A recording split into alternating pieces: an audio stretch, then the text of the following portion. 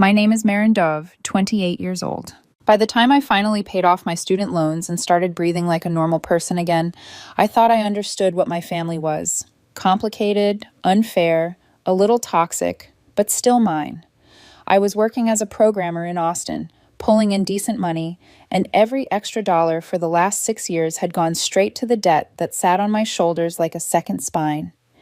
When I made that last loan payment, I walked out of my apartment complex feeling 10 pounds lighter. I had plans, a future, a life that, for once, might belong mostly to me. And in the background of that new life, there was still the same family I'd grown up with. Two parents who claimed they loved me, and a younger sister, Madison, 3 years behind me, whose entire existence seemed to revolve around needing things and having those needs met. When we were kids, it was clear our roles had already been cast. I was the strong one, the responsible, tough, independent daughter who could handle anything. Madison was the sensitive one, delicate, easily overwhelmed, the child who needed to be shielded from the sharp edges of the world. It sounded flattering when my parents said it. "You're so strong, Marin. You'll be fine." But what it really meant was that my problems didn't count, and hers were treated like natural disasters. She got cushioning. I got lectures about resilience. I learned young what that looked like in real life. When I was 15, I got it into my head that I needed a laptop for school. Not wanted, needed. I took an after-school job at a grocery store, standing on tired legs for hours, counting out change, memorizing the produce codes. Every paycheck, I carved off a little piece and tucked it away, watching the total build in slow, aching inches. Months later, I walked into a second-hand electronics store and bought a used laptop with a whirring fan that sounded like a jet engine and a battery that overheated if you opened more than 2 programs at once. It was ugly. It was temperamental. It was mine. The next morning, I came into the kitchen and stopped dead. My mother was standing at the counter, smiling as she unboxed a brand new MacBook, the kind that glowed with promises. Madison, 12 years old and still in pajamas, bounced on her toes. "For your school project," Mom said, sliding the shiny laptop toward her like it was a birthday cake. Her project was a poster about the solar system. Colored markers, glue, construction paper. I stood there holding my second-hand machine that sounded like a lawnmower when it booted up. No one commented on the difference. No one said, "Wow, Marin, you worked really hard for that." My new computer might as well have been invisible. It didn't stop there. When Madison was 13, she begged to borrow my bike to ride to a friend's house for an hour.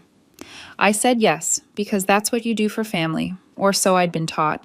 It came back 2 days later, after I asked 3 times where it was. Someone had left it in the rain behind the friend's garage. The chain rusted, the seat ripped open, the handlebars bent at a weird angle. "She didn't mean to," Dad said, waving a dismissive hand when I pointed out the damage. "Don't make a big deal out of nothing. Just fix it." That became the rhythm of my teenage years. Madison drifted in and out of my room like it was a store with no security tags, borrowing shirts, books, makeup, jewelry. Things disappeared and came back stained, torn, or not at all. Every time I complained, my parents scolded me for being selfish, dramatic, unkind. Madison didn't mean any harm. I was supposed to understand. I was the strong one after all, the one who could swallow unfairness without choking. College didn't change much. It just turned the stakes into dollar amounts. I got a partial scholarship and filled the gap with student loans that felt like anchors. To save money, I lived at home. My parents charged me $500 a month for rent. Madison lived there for free. During those years, I worked myself ragged, waiting tables on weekends, tutoring on weeknights, going to class in between. Every spare bit of cash went into a chocolate tin I kept on a shelf in my bedroom closet. It wasn't a bank account on purpose. I didn't want my parents seeing the balance, knowing what I had. I told myself I was being paranoid. Looking back, I wish I'd taken that paranoia more seriously. 3 years of scraping and saving later, I unsnapped the lid and counted the bills. $4,200. Enough for a deposit on my own place, a small emergency fund, a cushion between me and disaster. For the first time, I could see a path out of the house where my boundaries always seemed negotiable. One afternoon, I came home from class, dropped my bag on the bed, and reached for the tin out of habit. It felt suspiciously light. My stomach dipped. I opened it. Empty. The entire world narrowed to the weightless metal in my hands. I marched into the living room, clutching the box like a piece of evidence. Mom and Dad were on the couch. Madison sprawled in an armchair, scrolling on her phone. "Where is my money?" I demanded, voice shaking. "All of it is gone." Mom didn't flinch. "Oh, that," she said calmly. "We used it for Madison's SAT prep classes. She needs them for college applications." "That was my money," I said. "I saved that for 3 years." Dad frowned, annoyed rather than ashamed. "Don't be dramatic, Marin. Family helps family." "You stole from me," I said. The word felt like a crack of thunder in the room. "We didn't steal," Mom insisted, her tone turning patient, the way she spoke to toddlers and customers. "We borrowed. We're investing in Madison's future. You'll understand when you're older that families share resources." "I never agreed to share this," I shot back. "You went into my room and took my money without asking." Mom sighed, that long, world-weary breath she always used when I refused to play my part. "Madison needed help. You're strong. You can handle a little setback. She can't." Madison didn't say a word. She stared at her phone like the whole conversation was white noise. 3 months after I graduated, I moved out. I found a tiny apartment with thin walls and squeaky floors, started my first full-time programming job, and began chipping away at the mountain of loans my education had left behind. I kept holidays cordial and phone calls rare. The distance made it easier to forget how easily they'd taken from me. It took 6 years. 6 years of saying no to vacations, watching my friends upgrade apartments while I stayed in the same place, packing lunches instead of eating out. But the day came. The balance hit 0. My loans were gone. I celebrated by doing something I had never done before. I bought something brand new. Not secondhand, not refurbished, not inherited. A silver 2023 Honda Accord, fresh off the lot, still smelling like plastic and possibility. My name on the paperwork. My bank account making the payments. Driving it felt like flying. Every monthly bill I paid was a little victory, a receipt proving I could build something for myself. The day after I brought it home, I drove to my parents' house. They congratulated me, said the right phrases, smiled at the right moments. But behind their eyes, something tightened. A flash of displeasure, a flicker of comparison. As if my success were a spotlight making Madison's stagnation harder to hide. I told myself I was imagining it. I always told myself that. A few weeks later, on a weekday morning, I walked out of my apartment building with my work bag over my shoulder and my coffee in hand. The sun was barely up. The air smelled like asphalt and dew. I smiled automatically when I saw the row of cars in the lot. Then I reached my parking spot. Empty. I blinked, confused. Checked the number painted on the wheel stop. Walked one row over, just in case I'd parked somewhere else and forgotten. Nothing. No silver Honda, no car at all. Panic rose like bile. I called the towing company, the apartment office, anyone I could think of. No one had my car. Finally, with my heart beating too fast, I called my mother. She picked up on the second ring, her voice oddly bright. "Marin, good morning, sweetie." "Mom," I said, struggling to keep my voice steady. "My car is gone. I think someone stole it. I'm about to call the police, but I wanted to check with you in case—" "Oh," she interrupted breezily. "We have your car." The world tilted. "What?" "Your father and I picked it up this morning," she said. "We used your spare key." My spare key. The one I kept in my purse. The purse she'd moved last night when she'd dropped by. With a pie from the bakery, insisting on setting it on the counter herself. "You took my keys out of my bag," I whispered. "Well, yes," she said, like it was obvious. "We needed them to get the car. We gave it to Madison. She got a new job and can't take the bus anymore. She needs it more than you do." I stood there in the parking lot with my phone pressed to my ear, the Texas sun rising behind me, painting long shadows across the asphalt. My mother's voice filtered through the speaker, maddeningly casual, like she was discussing a casserole recipe and not confessing to Grand Theft Auto. "She needs it more than you do," she repeated, as if that made everything logical. "That's my car," I said, but the words felt too small for the size of the betrayal lodged in my chest.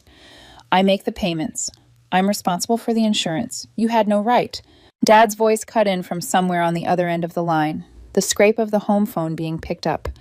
"The car is staying in the family, Marin. Don't overreact. You can manage without one for a while." Something inside me snapped, quietly, cleanly, like the soft break of a bone you didn't know was fractured. You already stole from me once, I said. In college. You took my savings without asking. Now my car? My voice trembled, but didn't break. Enough. Mom sighed, the same exhausted, put upon breath she always used when I refused to fall neatly into the role they'd written for me. Marin, Madison is having a hard time right now. She needs support. So did I. My entire life. But support was something that only flowed in one direction in our household, and I had never been the one standing under the waterfall. I hung up mid-sentence. I didn't trust myself to hear another explanation wrapped in condescension. My next call was to 911. Officer Martinez arrived 20 minutes later, a woman with sharp eyes and a voice that carried no judgment, only procedure. She listened as I explained. She didn't interrupt. She didn't ask why I didn't just let it go for family. She treated me like a person who had been wronged. Did you give anyone permission to take your car? She asked. No, nobody. My mother used the spare key. She must have taken it from my purse when she came over last night. Martinez checked the security footage. We watched together as Madison approached my Honda at 6:03 a.m., unlocked it, got in, and drove away. My throat tightened, seeing the taillights fade out of the frame. It was like watching someone carry my lungs off the screen. This is theft, Martinez said, family or not. Something in me loosened at those words. Not relief, not victory, just validation. A stranger, bound by law and training, calling the situation what it actually was. After she left, I sat on the curb staring at the empty space where my car had been. A space that now felt symbolic, the shape of everything my family had taken across 3 decades. Things. Time, money, peace, parts of myself. My phone buzzed. Mom, you called the police on your own sister. What is wrong with you? Dad, withdraw the report immediately. You're tearing this family apart. Madison, wow, I needed the car for work. You're ruining my life. Not a single question asking if I was okay. Not one apology. By the next morning, my rental car was parked in front of the police station. We found your vehicle, Martinez told me. Your sister was pulled over for speeding near Round Rock. The car's at the impound lot. She's being questioned now. I followed Martinez to the lot, where rows of dented cars sat behind chain-link fencing.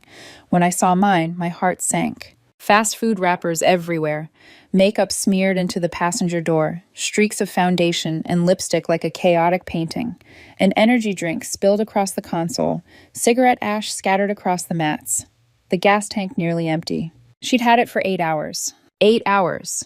And it looked like it had lived a full year in the back of a frat house. Martinez shook her head. People don't take care of things they didn't earn. Happens all the time. I cleaned the car for nearly 2 hours before I could bring myself to drive it. My hands shook the whole time, each swipe of the rag a reminder of something deeper than a ruined interior, something about value and effort and how little those things mattered in my family unless they benefited Madison. A week later, the courtroom bench felt harder than any seat I'd ever sat on. My parents sat on the opposite side with Madison in between them. Mom was whispering rapidly. Dad's jaw clenched in his classic silent fury stance, and Madison stared downward, her leg bouncing like a metronome of guilt or fear of consequences for the first time in her life. When the judge called the case, Madison stood at the podium with shaking hands, unfolding a crumpled sheet. I acknowledge that I took my sister's car without her permission, she read. I knew the car did not belong to me. I took it anyway, assuming my sister would forgive me, because she always has before. Her voice hitched. I was wrong. I'm guilty, and I apologize. The words did something strange inside me, a mix of ache and detachment.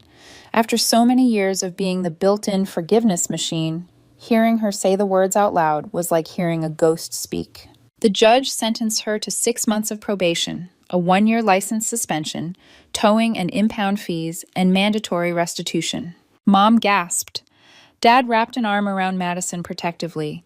They whispered comfort into her hair, like she'd survived a tragedy instead of a consequence. And not once did they look at me. When the courtroom emptied, Madison walked past me. For a second, she hesitated, opening her mouth like she might say something. An apology, a thank you, anything. Mom yanked her arm. Don't apologize to her, she whispered sharply. This isn't your fault. The door shut behind them. And something inside me finally went quiet. Not grief, not anger, not guilt. Silence. Certainty. I had done the right thing. Not for justice, not for revenge. For myself, for the boundary I should have drawn 20 years ago, for the life I was ready to build without anyone siphoning pieces of it away.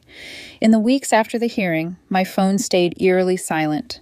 No texts, no voicemails, no guilt-laced essays from my mother, no frantic emotional tornadoes from Madison. It was as if the entire family had collectively decided I no longer existed. And instead of feeling abandoned, I felt something I had never associated with distance from them.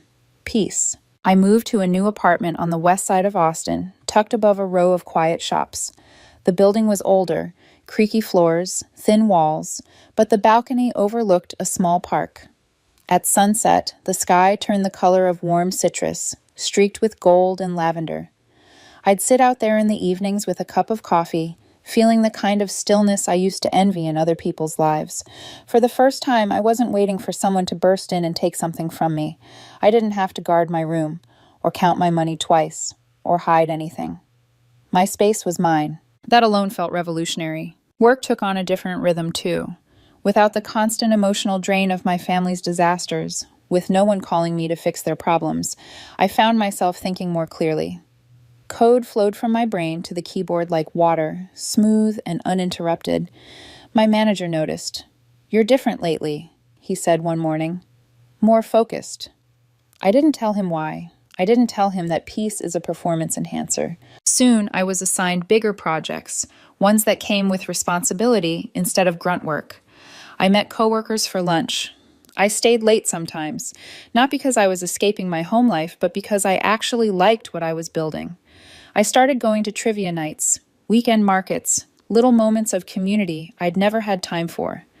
I wasn't the strong one holding everything together anymore. I was just a person with choices. Still, sometimes I wondered if my parents thought about me, if Madison understood what the judge's words meant, if they missed me, if they painted me as the villain in stories they told neighbors. But those thoughts didn't drag me under. They floated in and out like harmless clouds.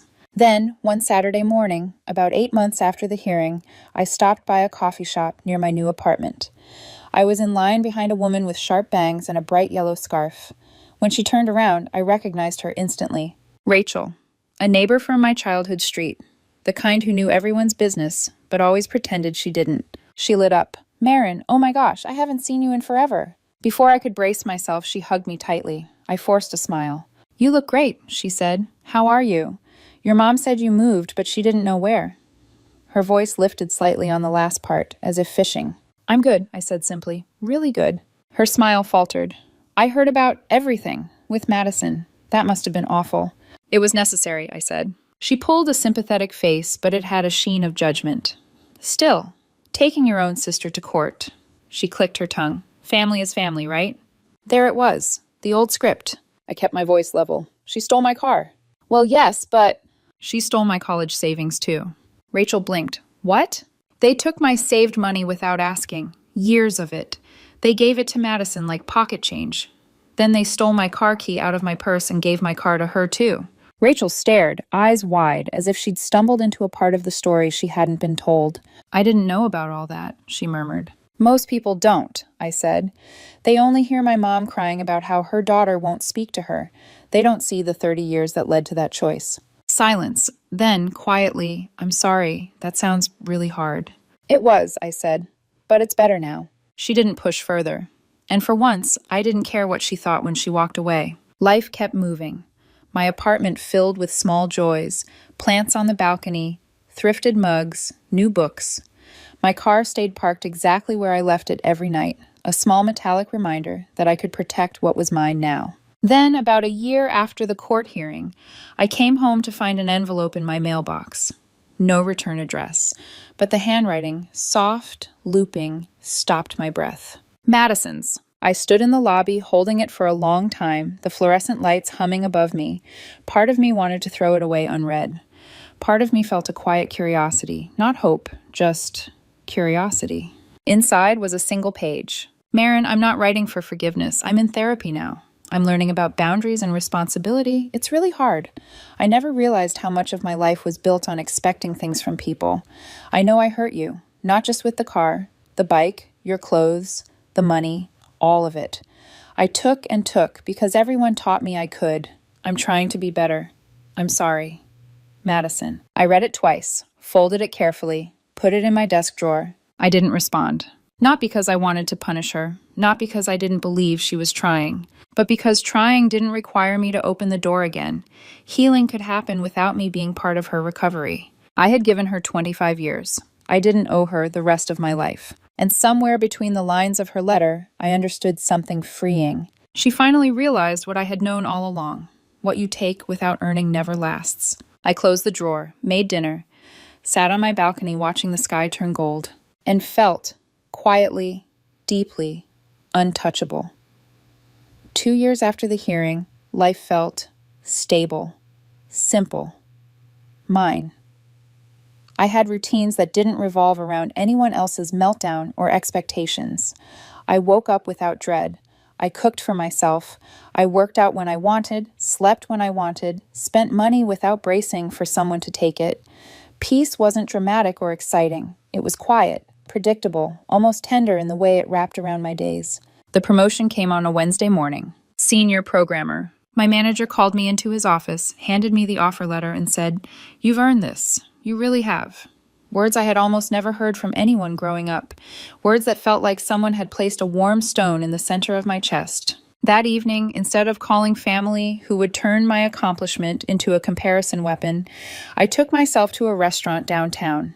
A white tablecloth kind of place. Soft lighting, clinking glasses, polished wood. The bartender asked if I was waiting for someone. "No," I said, smiling. "Just celebrating." "What's the occasion?" "Promotion." "Congratulations," he said, pouring me a glass of wine on the house. "You look happy." I was. There, at a bar, with quiet music and strangers laughing softly around me, something inside me aligned. I no longer needed people who didn't respect me to witness my joy. It was enough that I did. My car, my silver Honda, my small monument to freedom, was fully paid off by then. I'd spent months scrubbing the remnants of Madison's 8-hour disaster from the interior. A few faint stains remained in the carpet, but I didn't mind them anymore. They were reminders, not of trauma, but of triumph. Proof that I had stopped a lifetime of taking in its tracks. I built new rituals. Sunday mornings at the farmer's market, Thursday evenings at a book club where people actually read the books, monthly hikes in the Greenbelt with coworkers who asked about my life because they cared, not because they were comparing me to someone else. My phone remained blissfully quiet aside from group chat memes and Slack pings. Sometimes people asked if I saw my family. "No," I'd say, "we aren't in contact." "I'm so sorry," they'd respond. "It's not a tragedy," I'd say. "It's a boundary." And slowly over time, I stopped explaining myself altogether. Then, 4 years after everything happened, my phone rang with a number I didn't recognize. I normally didn't answer unknown calls, but something, intuition or habit or the ghost of old patterns, made me swipe. "Hello?" Silence. Then a voice I hadn't heard in years. "Marin, it's Dad." My stomach tightened reflexively, muscle memory from childhood. "How did you get this number?" "Your cousin Emily. She said we should be able to reach you, in case of emergencies." I made a mental note to address that later. "What do you want?" My voice was steady, detached, strange to me in a powerful way. "It's your mother," he said. "She isn't doing well. She's been depressed. The doctor says she needs family support." "She has Madison. She needs you." "No," I said. "She wants the version of me who absorbed every consequence Madison caused. That version doesn't exist anymore." "You can't abandon your mother," he snapped, voice rising. "Families don't do that." Oh, the irony. "She abandoned me first," I said quietly. "Every time she chose Madison over me. Every time she took something from me and told me not to be dramatic. Every time she excused Madison's behavior because I was strong enough. I was a child, and she abandoned me over and over." "We did our best," he insisted. "No," I said, calm as a still lake. "You did your best for Madison. I was the afterthought you knew would survive anyway." "You're being selfish." "No," I said. "I'm being healthy." And for the first time in my life, saying those words didn't feel rebellious or dangerous. It felt true. I hung up, blocked the number. Then I called Emily and explained firmly that giving out my number wasn't a kindness, it was a violation. She apologized, embarrassed. She had believed my parents' narrative, the one where they were the wounded party. I corrected her gently, without giving details. I no longer needed to justify myself. For a few hours after the call, guilt hovered at the edges of my thoughts. That old whisper. Maybe you're the problem. Maybe you should go back. Maybe this is your fault. But then it passed, cleanly, quietly. They didn't get to claim me just because they finally wanted something. I wasn't their resource anymore, their backup plan, their emotional shock absorber. I was a person, living a life, with boundaries, with peace, with freedom. And I wasn't giving that up. Months later, I accepted a job offer in Denver. A better position, better pay, new challenges. I packed my apartment calmly, methodically, no drama, just forward motion. While packing a drawer, I found Madison's letter. I held it for a moment, the looping handwriting soft and uncertain. I didn't feel anger, or sadness, or longing. It was just old, like a shirt I'd once loved that no longer fit. I dropped it into the trash. Denver was cold in winter and breathtaking in summer. I bought a small house with a view of the mountains, my living room filled with sunlight. Neighbors waved when I walked by. I dated someone for a while. It didn't work out, but it ended kindly. A normal ending to a normal relationship. Not a collapse, not a betrayal. Just life happening the way it's supposed to. Sometimes I wondered how my parents were. Whether Madison stayed in therapy, whether she stayed out of trouble, whether they'd ever tell the full story to anyone, or just the version where I abandoned them. But the thoughts didn't hurt.